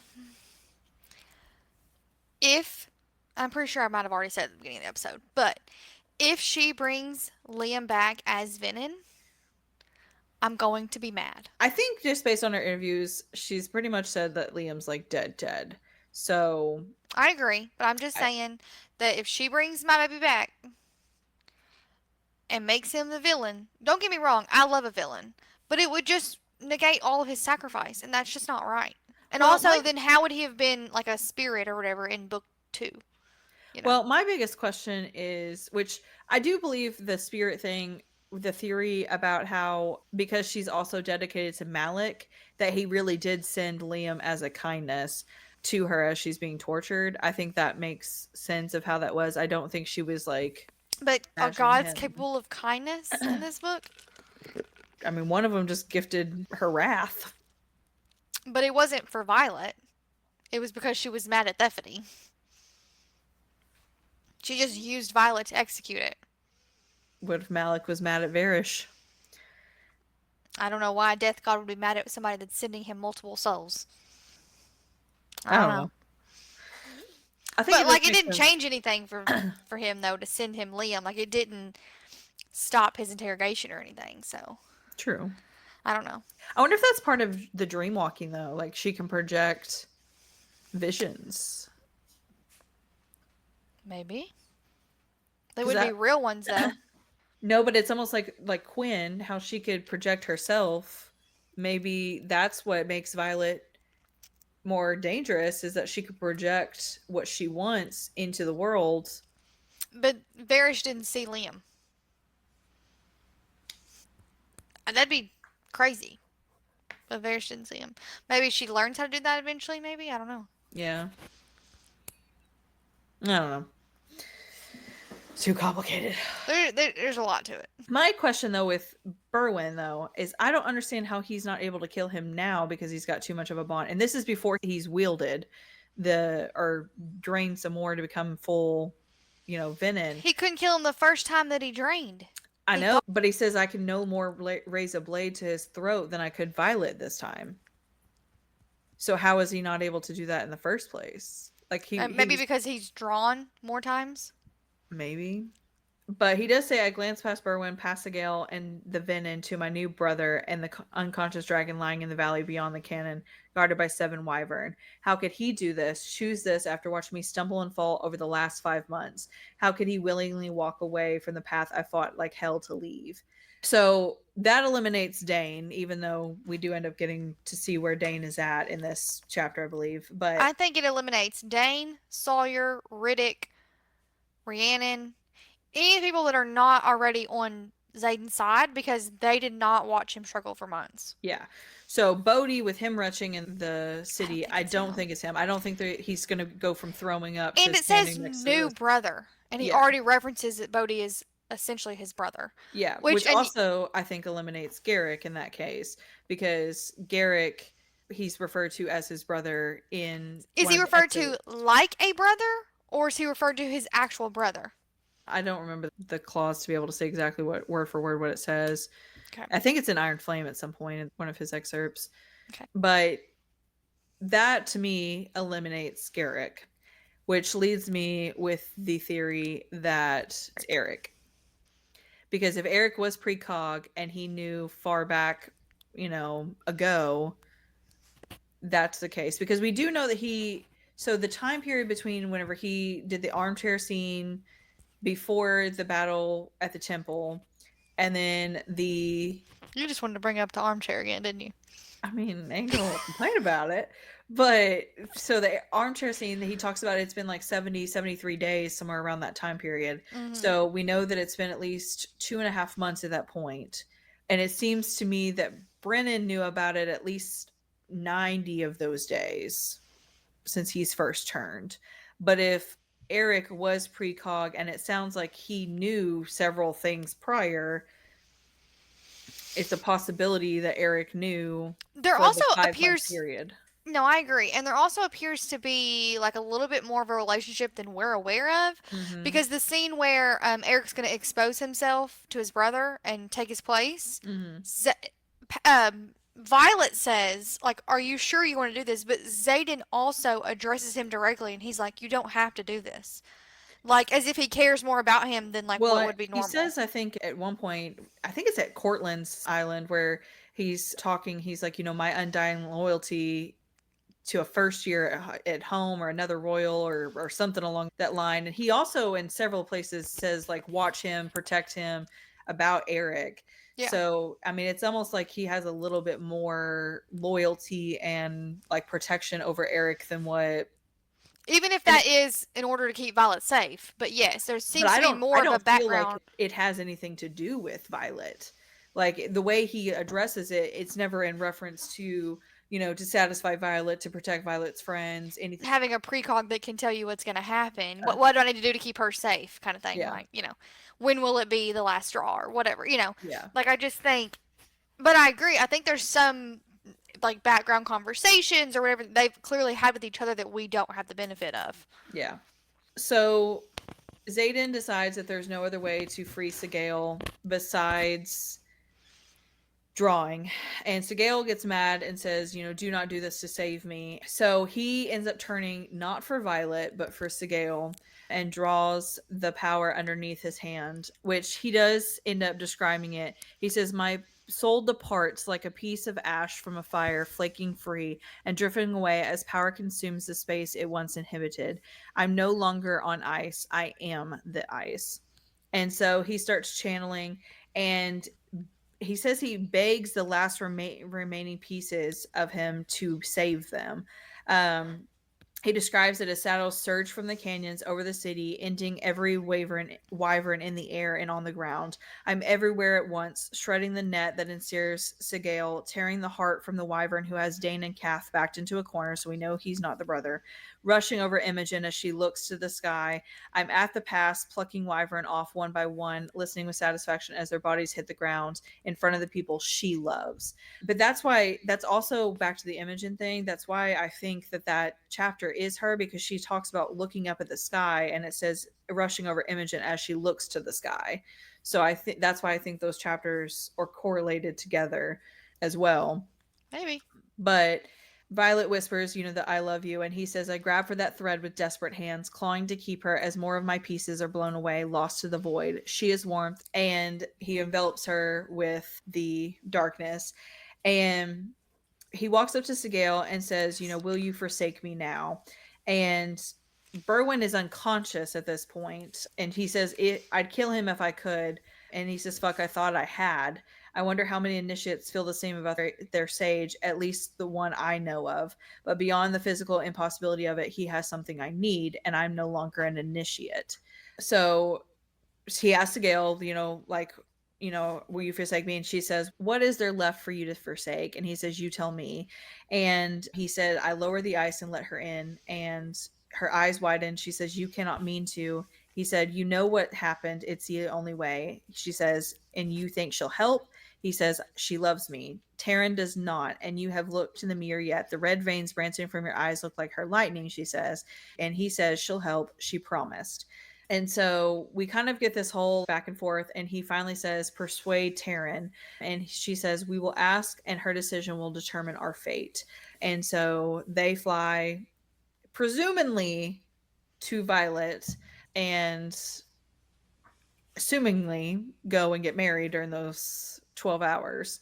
Violet does end up back. Brennan is the first to come to both her, and it seems to be it's just her and Imogen. And Adarna makes the comment, I will not let them burn you, which that is leading to believe that she did steal those dragon eggs, because that was a burn by fire offense. So I think that's a possibility. But his eyes bulge and it says, where have you been? And he asked for a report, and the soldier says official numbers are 4 riders, their dragons, and 3 elders murdered in the valley in what we're estimating in the last few hours, and we still have 5 riders missing, 4 now. As he looks at me, his mouth tenses, but after that display we all know Ryerson did this. I bet the other 3 are already dead, so we're narrowed down from 5 to 3 that are now missing. And we know for sure one of them is Garrick, because whenever Imogen asks, he does confirm that he's missing. Do you know where he is, Ryerson? You heard what Wilson said. We have dead dragons and riders and missing eggs. If you've seen Ryerson, I need to know, Violet. And Imogen says, I haven't seen him since yesterday. And she asked about Garrick, and she says among the missing. So we do know that Garrick is missing. We're presuming the other people may be Bodhi, because she becomes Duchess, Queen, whatever you want to refer to her as. And then Eric is the other presumed missing as well. The other part that I do want to mention is she reaches for Taryn, and she says the bond feels foggy, he's asleep. And Adarna responds and says he needs a cycle of rest to recover. And so that is kind of question, but she also says that she has reached for Zayden. She says, I fling myself down the bond and there's nothing there. It's gone. And then she kind of corrects herself and says, or he's too far away to feel it. So that's where it's a possibility that somebody has exayed the bond between Sigale and Taryn, because why would Taryn be so exhausted that he needs sleep? Because he's hardly ever slept this entire time. And then Because they were draining at the battle. Or he's just super depressed. In what realm would they allow the mate bond to be severed? But how is Sigale going to stay away from Taryn for long enough? They'll have to figure it out. They've never truly tested it. That's the reality. We don't actually know how 10 long they can days stay seems apart. to be like the longest I think that's been said so far. What if they sneak off and them two see each other and then she goes back to Zayden? I don't know. That's a lot of secrets for Taryn to keep from Violet. And it's not the first time. No, but every time prior it seems to be related to Dragonkind. And this time It's related to Sigale and Zayden. Exactly. That's what I'm saying. The secrets he kept in the past were related to Sigale and Zayden. I don't know. I'm going to tell you this. If she severed the mate bond and severs the mental link that Zayden and Violet have together, I don't want the book. Them being able to communicate as intimately through their brain and have that sort of connection is one of like the best parts of their relationship. Yeah. If we take that away, I still think they can dream walk together. You mean she can dream walk to him? Yeah. That's boring. She has to be asleep to do that. She's awake more than she's asleep. But if we get dream sex, still good for me. Yeah, I mean, I'm not going to complain about dream sex, but if you take away that mate bond, I don't understand what the point was this entire book, honestly. We might as well all just be dead. Well, and we do end up finding out that there is a parchment that Brennan reads off, and he says it's an official blessing of your legal binding marriage by the head priestess of Dune's temple. And she says to Zayden, like that's even a question. And I thought maybe it was somebody else. I thought maybe he married her off to Bodhi or something. Like, is going to pronounce him dead, or somebody else that's royal. And then there's a note on the outside that she says is in Zayden's handwriting. It says, don't look for me. It's yours now. Which, again, we talked about because it's referred to as it's not meaning Tyrandor. It's meaning something else, which people are suspecting that because of the ring that they're suspecting that holds his soul. And that's why Taryn's exhausted, because they had to use their power to do it. Possibly. But she does ask how long she's been missing, and Brennan says 12 hours. And she looks to Imogen and says, what did you do? And she says, she slowly lifts her gaze to mine, what you asked me to. So, I mean... And now we got to wait 2 years before the next one comes out. Yeah. Lovely.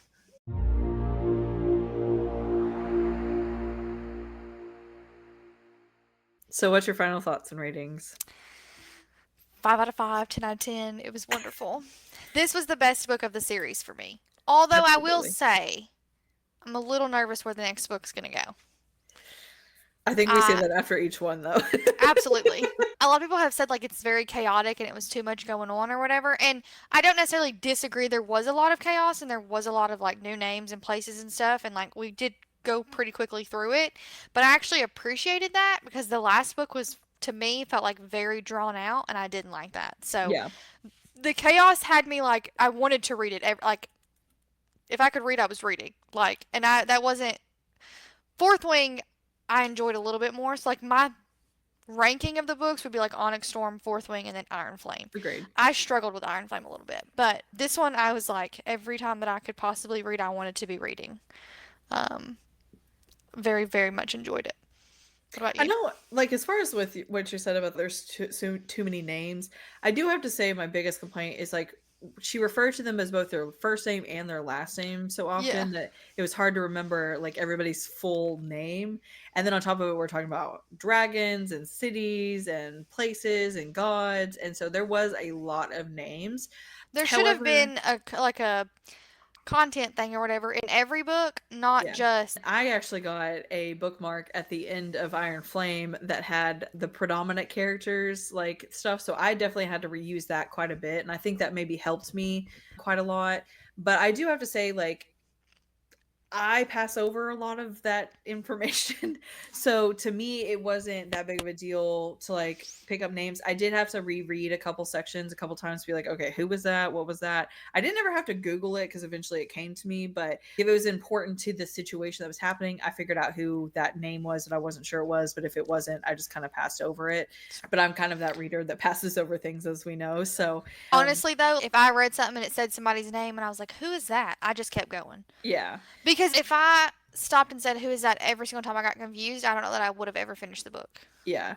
And to me, honestly, it was very fast paced. I mean, I texted Carly and I was so much happened in the first 12 chapters. It felt like it was a whole book by itself in just the first 12 to 15 chapters. So I did that a lot as far as with that it was fast paced, because that was my biggest complaint about Iron Flame, why I could not give it a 5 stars, is the first half of the book was just very slow, very whiny, very all about Xaden and Violet disagreeing, not trusting each other, secrets, blah, blah, blah. So I really liked that. Honestly, I only felt like there was like one section where it kind of got a little slow, and it was like maybe like 10 to 15 chapters, and then it picked back up again at the last 100 chapters. So it was pretty smooth sailing the entire time. I devoured it it was probably 16 hours, maybe less than that. I mean, I devoured it, and I even reread it almost fully by the time Carly had finished it the first time. So, I mean, it was very much, and even in my second time of rereading it, there was a lot of details now that I knew what Violet's second signet was and Eric's signet was and things like that, that I was able to catch on to a little bit more. I absolutely agree. It was 5 stars, 10 out of 10, the best one of the series. I was very impressed. Honestly, it kind of makes me a little upset that I feel Rebecca did listen to her readers and kind of their complaints in Fourth Wing and Iron Flame and gave them what they asked for, and then they're mad about it and don't like it. I mean, it just to me, it was kind of, don't complain about something, and then once you get it, you still want to complain about it. You're just trying to find something to complain about at that point. But I do feel so much happened, so much to unpack. I mean, we've literally recorded like 4.5 hours worth of content at this point on just this one book, because there's just so much that like it's all important, and there was a lot that was even minorly we felt important, but we just couldn't even include it in this episode. So I really think it would take us about 16 hours to fully digest every single thing with this, because there's just so much. I love it. We'll read every other book written by her. Already have, but we'll read any future ones. But love her writing. All right, so if you liked this episode or any of our other episodes, please subscribe to get access to bonus episodes randomly throughout each month, or on the 5th Friday if there is one. We also have extra content, community chat, and more on Patreon. You can also find our free episodes on the 1st and 3rd Fridays of each month on any podcasting platform. You can also send us book suggestions, comments, or general inquiries to our email at karlempodcast.com. You can subscribe now on Patreon to also get our monthly newsletter, and join us on Fable, Facebook, TikTok, and Instagram for more engagement from us in the latest news. Karl, do you want to let them know what our next read is? Yes. So our next book will be our next episode will be released on February 21st, and the book is Say You Swear by Megan Brandy. This is one of Emily's favorites. And the blurb is this: If she isn't mine in the end, I'll still be hers. It's torture, but it's true. My brother's best friend broke my heart, but what happens when his new teammate wants to put it back together? For years, I've dreamt of what college life could bring, and while some things changed, there was always one constant. It didn't matter how wild I allowed my imagination to run, it always led me to the same place in the end. It led me to him. My future was clear and he was it, until suddenly he wasn't. Now there's a new man in my life, one who isn't afraid to go after what he wants, and what he wants is me. They say first loves last forever. What about the second? So we appreciate you tuning into this episode, and we hope that you'll let us know your thoughts on the book and this episode on our social media platforms. And don't forget that you can join us on Fable as we read. But as always, we promise to Karl and like we read them.